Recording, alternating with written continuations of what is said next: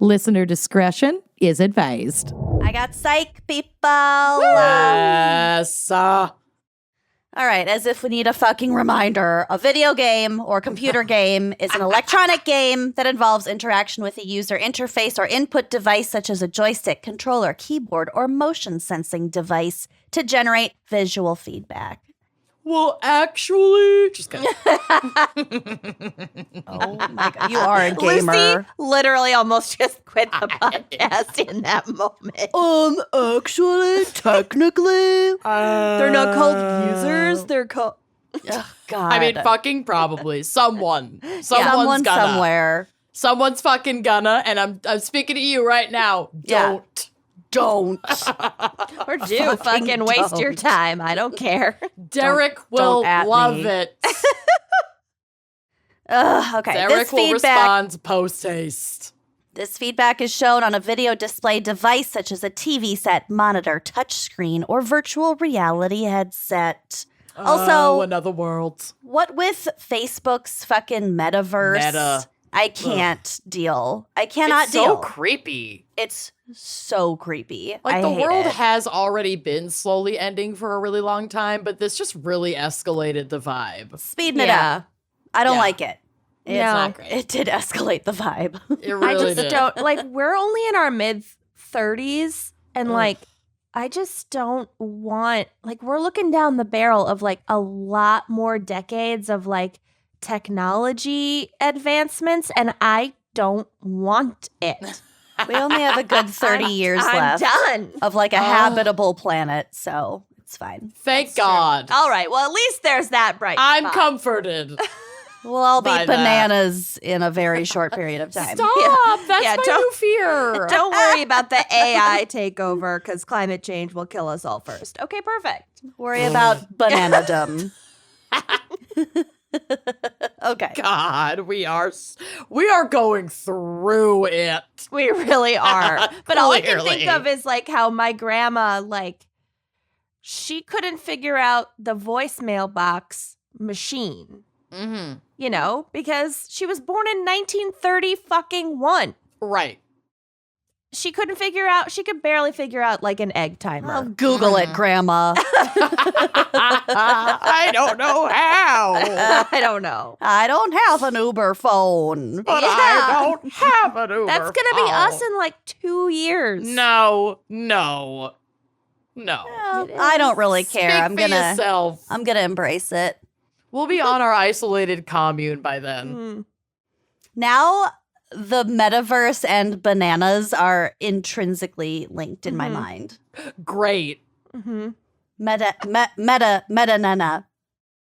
Anyway, We'll workshop it. Yeah, we're that workshopping. was awesome. Okay, what's happening? Video games are often augmented with audio feedback delivered through speakers or headphones, and sometimes with other types of feedback, including haptic technology. And that refers to any technology that can create an experience of touch by applying forces, vibrations, or motions to the user. So anything from like a vibrating controller to using a steering wheel for like Mario Kart. Fun. Those are the best. Love those. Do you love them? My God. Well, I don't love them, but like that's fun. When That's you go to telling. like That's telling if an that's your arcade. choice. That's guess. your choice of controller is the plastic steering wheel. yeah. We got a gamer over here. Oh yeah. Simple pleasures for this Oh, one. I love it. Your actual driving terrifies me, so stick to the video games. Yeah. Remember Ooh, when it's she was trying to park? Are you part of it? Okay, that 16-year-old was giving terrible directions for To how be I was fair, supposed to move my car. That is true. You they did were. the same thing almost every time you I was parked in a gonna say, parking lot, but it though. That was didn't- not the only example. The directions were only part of the problem. I park in spaces. Remember that one parking lot when you guys needed coffee at that little Make like it into strip spaces. mall? Eventually. I was just thinking that her car has more cameras. There's an aerial view to help her, both sides. I mean, it's like being in Facebook's metaverse, whatever It's a you're in metaverse, reverse in yeah. that fucking car. She And she cannot still do it. can I barely park just fine. I'm just slow and deliberate. This is us in the passenger seat. Oh, God. Just pumping the brakes as When we you're were like in- inching into the parking spot. When we were in Louisville with Scott, I sat in the back and let him have the front seat the whole trip. Yeah. I was like, no, I just want you Scott to be doesn't comfortable. mind my driving as much. Scott doesn't talk about it. Okay. He doesn't. He's nicer than us. God damn it. Amanda's losing it. It was an experience. It's I the thought one I I'll did never a pretty forget. good job. Well, we're alive, so you clearly did all right. I've never been in an accident, knock on wood. You've driven a total of 600 miles your entire life. The odds Yeah. are in your favor. May they ever Guys, be. Lucy's not exaggerating. Also, the tire fell off one time. Not my fault, and you know it. I do, but that might constitute an accident.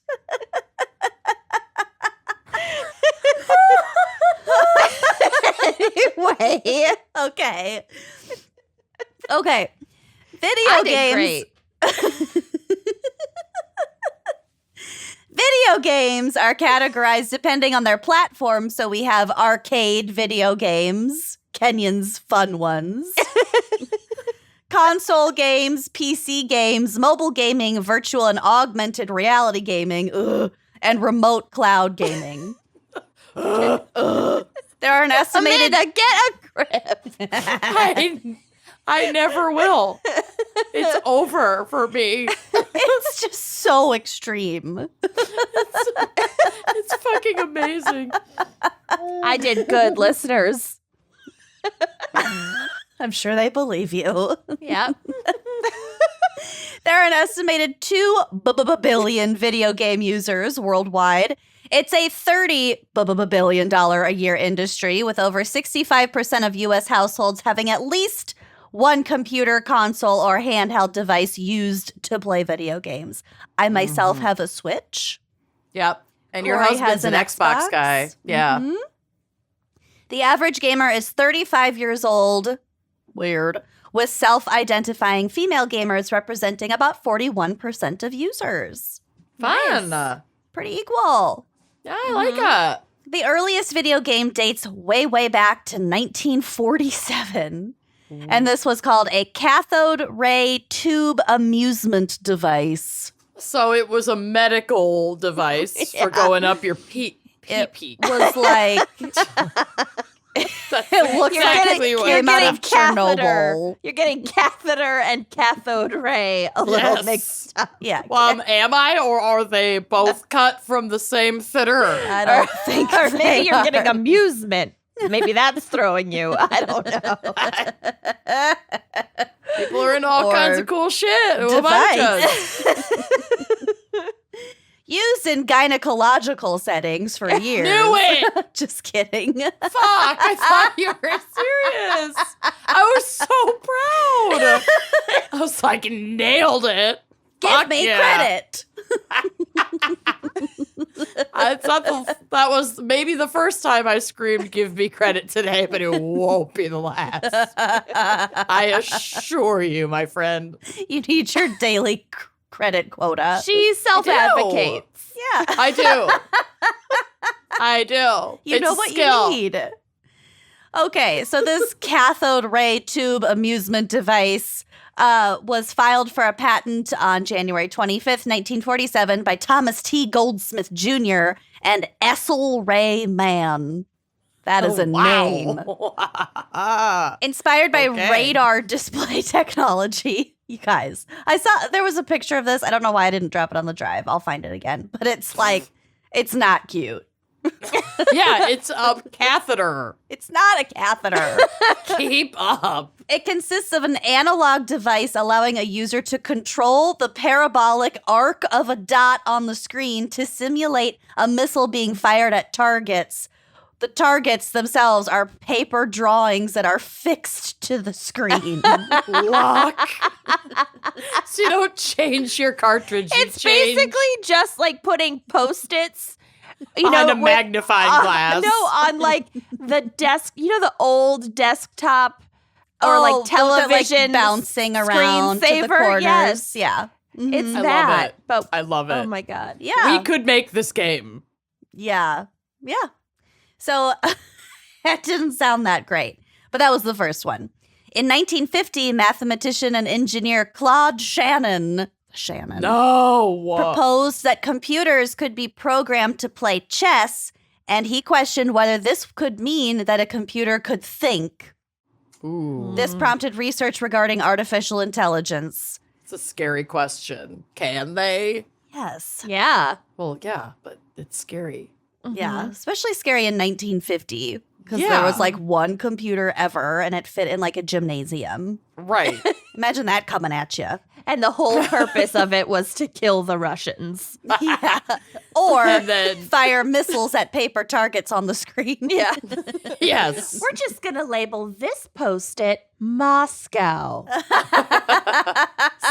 Visualize it. Don't worry about us. Everything's all part of the fine. game. Anna. Okay. Oh, no.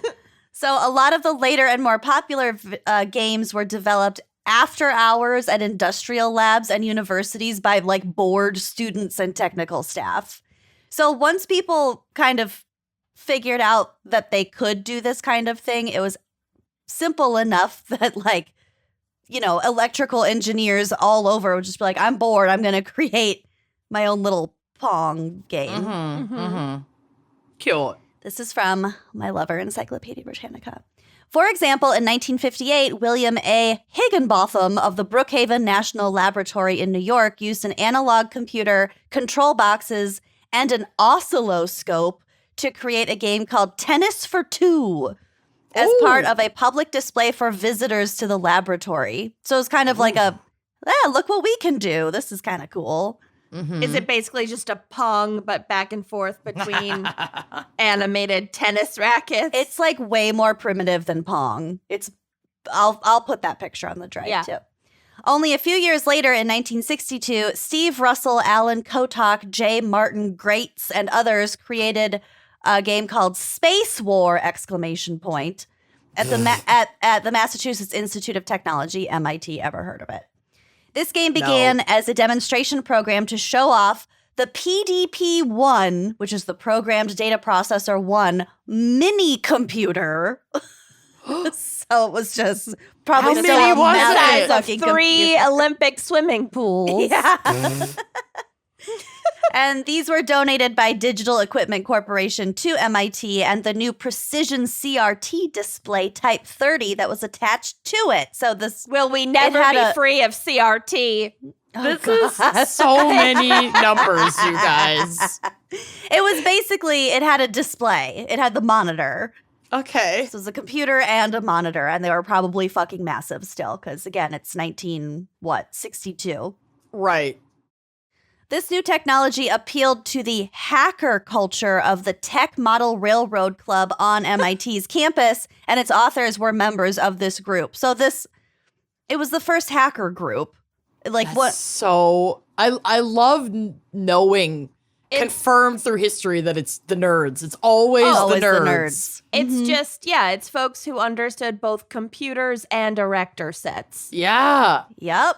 They're the most powerful. So their motto was like something along the lines of information should be free. So they were kind of in tune to this new technology and like what computers could mean for society. And they got ahead of it. And so they learned all about computers and all that stuff just to kind of, it sounds like they played a very big role in freedom of information as computers evolved. It also sounds really scary to be on like the forefront of computer technology Because, like, I know what Kenyon was saying about how in, 30 years or whatever, we're going to be the, like, people who need a jitterbug. Yeah. Luddites. Yes. But the only reason why I feel like that's not true is because the leap from in the era that Lucy's talking about right now, from Nothing. no kind of computer technology really anywhere other than like very basic, maybe for home appliances or something like that, but not on the scale that even this like MIT creation or whatever was. It went from so little, and then the growth from that computer to even now has been so rapid that like we're so used to it because we were raised in an era of this rapid change, but to have been alive when it went from 0 to fucking 1 million overnight. Think about Helen. Oh my God, my grandmother lived through that. Yep. Yeah. The That's 20th so scary. century saw so much like exponential technological evolution that, to And your I don't- point, I think that we're kind of past this cusp of like, we're the never fear gonna reverence. be completely not understanding it. Like, yeah, like I from don't know. pen and It's- paper to, exactly. iPads. Because it's not like the discoveries are mundane by any stretch of the imagination that we're making now. I think we're just like, as a society, just like, yeah, all right, man. Yeah, We're like, tired of it. We Yeah, we're expect sick of things it. to change and become Constantly. wild. We log into a new Technology. fucking version of Facebook every 6 days from the span of like 2007 until like 2015. I will go I'm back over and look it. at. I'll look at my on this day, and every day it's just a status that's like, fucking Facebook is changing again, and nobody knows what the fuck to do.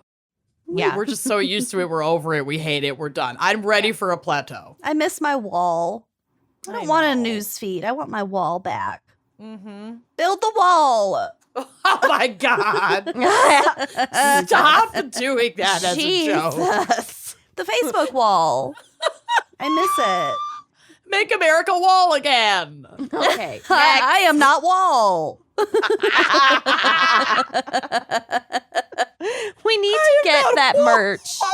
We need to actually do it. I'm working on it. Okay. So the hacker group. They wrote software and built control boxes that gave players the ability to move spaceships. So this is back to the space war game. Gave players the ability to move spaceships about on accurate star maps, maneuvering and firing space torpedoes at each other. Space War was distinctly a product of MIT computing. Several years They later, made a game and it's still like educational. Space War? the nerds. They're like, let's attack each other on a real star map yeah, on our computer. an accurate It's representation your of the dad. constellations. I can picture my I know. dad. Your so dad was in that model railroad. Your dad invented Space War. He did. He wasn't that fucking smart, but he was totally in model Yeah. railroad. Yeah, he would have. Model rail. If he had gotten the invite, he would have been there. Oh, yeah. Would have been president within a month. He was bitter because he never got the secret invitation. Yeah. All right, several years Someone later, posthumously give him that title. several years later in 1971, an electrical engineer named Nolan Bushnell created the first arcade-style game, Kenyon's favorite, called Computer Space, which is basically a coin-operated version of Space War inside a futuristic-looking cabinet that, like, took coins. Yes. See, already better. You guys, Already. computer. We leapt from Space Wars to computer space. Oh, the names get worse. What a leap. What a quantum leap. A year later, he went on to co-found the Atari Corporation, which created Pong, which inspired Pac-Man, and so on and so on. By the end of the 70s, the industry began producing more complicated interactive fiction type games that defined a virtual space, one of which... No. You're not even ready for this. One of the first of which was called... I don't know if I can do this. What? Space computer? Hunt the Wumpus. What? Hunt the Wumpus. It sounds like a gross sex game. It reminds me, Lucy, of our PowerPoint presentation. Oh, the Puff Wump. Yeah, wiggly giggly puff wumps. Oh my What God. on earth is happening? I am too high for this. In 7th grade, we had to create a PowerPoint. It was like Slow down. It was like a 2-week project of like teaching us how to create PowerPoints. And like describe an invention. And we had to like no. create a toy, right? No. And then like market the toy basically No. through this PowerPoint. And Lucy and I were partners and we created the Wiggly Giggly Puff Wump, which was like a lollipop with like a candy vapor You invented vaping?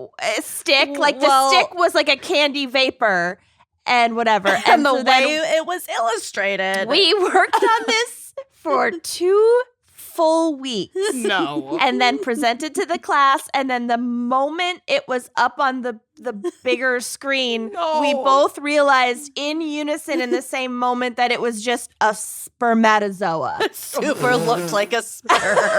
And we didn't even think about it till we were doing Till our you saw it presentation. engorged. Presenting. We and were frozen. our name for it was Wiggly Giggly Puff Wump. Yeah, I didn't miss that part. That y'all are insane. So yeah, hunt the wumpus. Hunt the Wumpus. Jesus Christ. We both froze in front of the class. I couldn't just stop like laughing. We had to like cut it short because we could not finish our presentation. Pretty sure Mrs. Lee was like, "You can sit down now." Please sit down. Okay. Oh my God. Okay. Hunt the Fucking Wumpus. phenomenal-ish. Then we've got Atari consoles, shit like that. Then IBM and Apple gave us personal computers where games continued to flourish and evolve. And then once the internet was widespread, we got multiplayer games that grew into as much a platform for social interaction as for structured gameplay. Mm-hmm. Didn't get into meta because I don't fucking get it. It's too scary. Don't get it. It's too scary. I don't It's not care. fucking worth it. I don't I like just it. don't care. It'll never be a part of my life. I'm saying that right now. Famous No, the last only- words. I want it to be a part of my death. I want to go full that episode of Black Mirror where they upload their consciousness so they can fall in love on that fucking retirement virtual reality.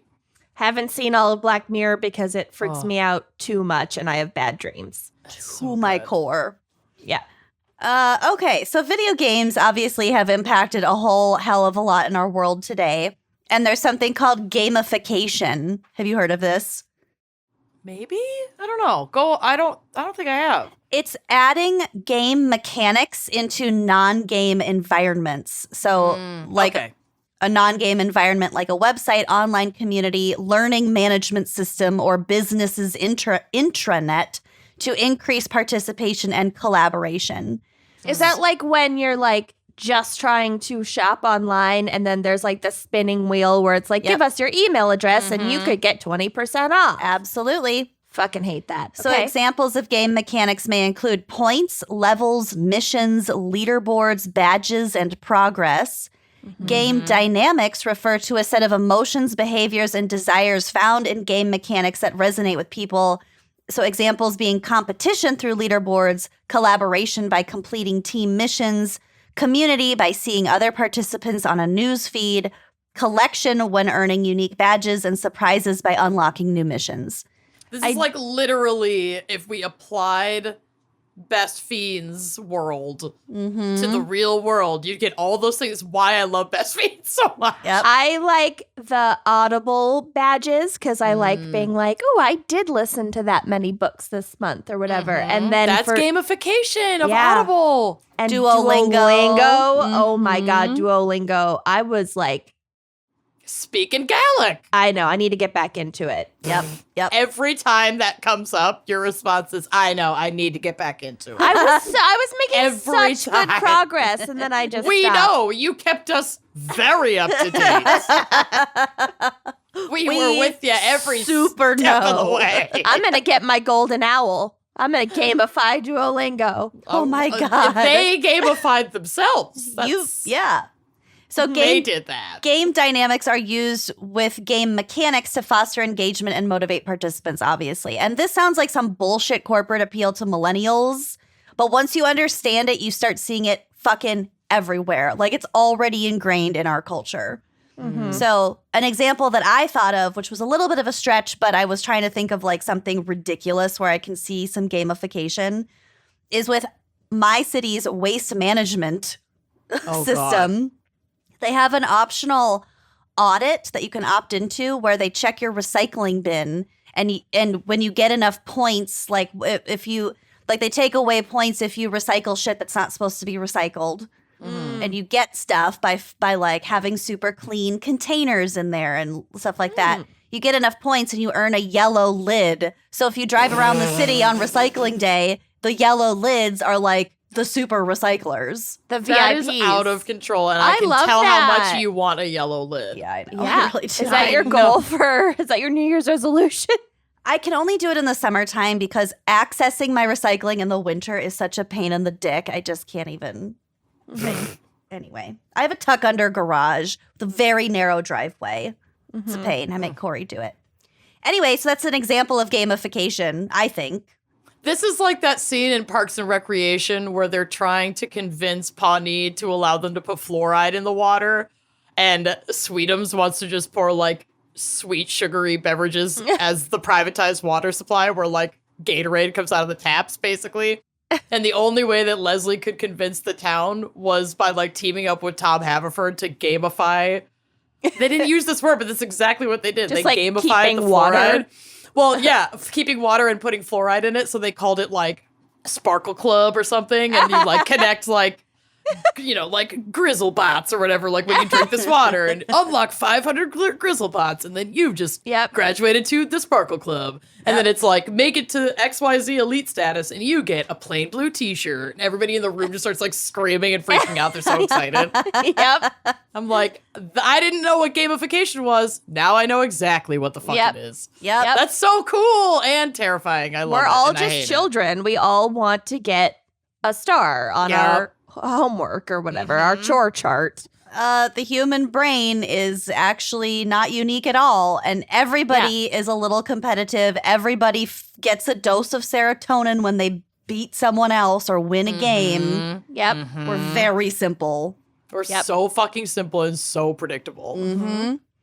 I love it. So speaking of human brains, video games are frequently associated with psychological functioning.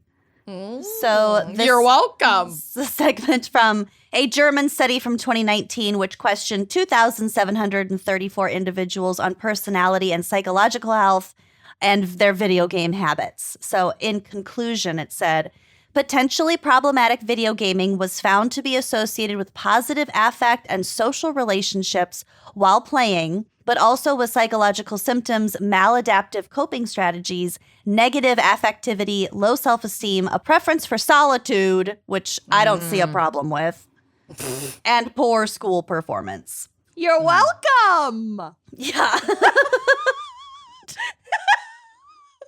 You're welcome. You're welcome.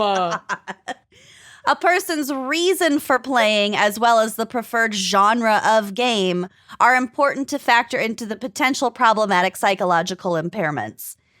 So all of this said, video games should not be labeled as good or bad. Right. So this is from psychologicalscience.com. Social gaming in particular can positively influence well-being, especially when the games involve cooperative elements that encourage positive interactions, whether with other players or non-player characters in the world of the game, like your villagers in Animal Crossing. They're my friends. I get sad when they ask to leave. Yep, me too. It's real sad. It's only when individuals begin to play obsessively or for escapism and a sense of achievement that gaming's deleterious effects begin to creep in. People also need in-person social support for healthy cognitive function. So if someone is playing so many games that they don't have literal time for face-to-face interaction, that's a problem in itself and not directly tied to the activity of gaming. Right. It's just like anything. Everything in moderation. Mm-hmm.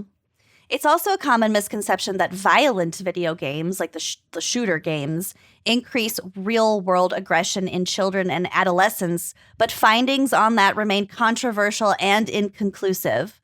Quote, in a meta-analysis, It's happening. of 101 studies on video games and aggression in Perspectives and Psychological Science, Christopher J. Ferguson from Stetson University found violent and nonviolent video games to have a minimal impact on children's and adolescents' well-being as measured in terms of aggression, pro-social behavior, academic performance, and symptoms of depression and attention deficit disorders. I do think, though, that I mean, obviously, I'm a person, and this is completely just my opinion and anecdotal, whatever. But I do think that, like, they contribute to a larger culture that includes other things besides video games, like all of our media, basically. It definitely news, can. Like, everything. The, like, white supremacy and anti-Semitism and all these, like, really fucked up, very right-wing social, like, subcultures. Not all, like Kenyon said, but some do really find each other playing games like fucking Call of Duty and shit like that. There's and they that, form yeah. like Well, it's a bonds and social friendships over the platform. internet. Yeah. It's big. Yeah. You say the same thing about Reddit. Yeah, and then Right. you can literally like get together with your friends and go online and play this video game where you like collect all of the most insane guns and like go around and Exactly. fucking shoot people. Well- So like the combination of those things can be really fucked up. Right. I Right. think it desensitizes people, and I think it glorifies not just violence, because like lots of things glorify violence, including things that like I also enjoy, like movies, whatever. Mm-hmm. But it does glorify like guns, Mm-hmm. but so does a lot of other things in our society. Right. You know what I mean? As my notes go on to say, social and cultural contexts appear to have a much bigger impact on a person's proclivities towards violence.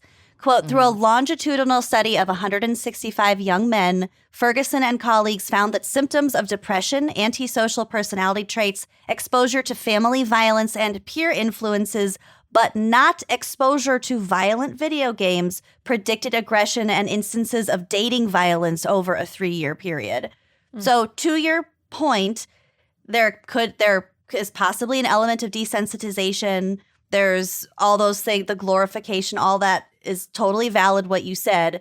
Mm-hmm. But specifically, violent video games do not contribute to antisocial Yeah, it's behaviors. not It's the end all, correlation, be not all. causation. Yeah. Or it could be one piece of causation amongst many. Mhm. And so it doesn't really make sense to like totally scapegoat it like a lot of our parents' generation did when we were growing up. Oh, it was It was bad. like- it was I like- mentioned it a little bit in my case, but like it was fucking the satanic was- panic of the 90s. Yep. Exactly. Yeah. Yep. But what was I gonna say? Fuck, I can't remember. I also wonder though if like and maybe studies are out there that exist to like track this, but like I feel like parents whose values don't align with like the values of certain video games are going to be more restrictive about like their kids accessing those games. Right. But then how do you unpick the effects of like the kid playing that game versus the kid growing up in a house with like broader cultural values that are aligned with that game? You know what I'm saying? No. Like if a house like when I was growing up, I didn't care about video games, but also I wasn't allowed to play them really. So my mom was like, no, they're too violent, blah, blah, blah. Guns. Like I was never allowed to even like play with like a fake gun or like a squirt gun or whatever. Because she hates guns. And like I also hate guns now as an adult. But in other households where like guns are totally fine and part of that family's cultural identity, then playing video games that involve a lot of guns could also be considered fine. And so then it's like, how do you tell the difference between the effect of like the family's culture is fine with guns more broadly versus like playing this video game? Well, that's kind of why these studies were so wide-ranging because There's too many contributing factors. There are You way can't- too many You contributing can't factors. isolate it to just the video game and the response because of the cause and effect. And that's why none of those studies had conclusive results because it's impossible to isolate that.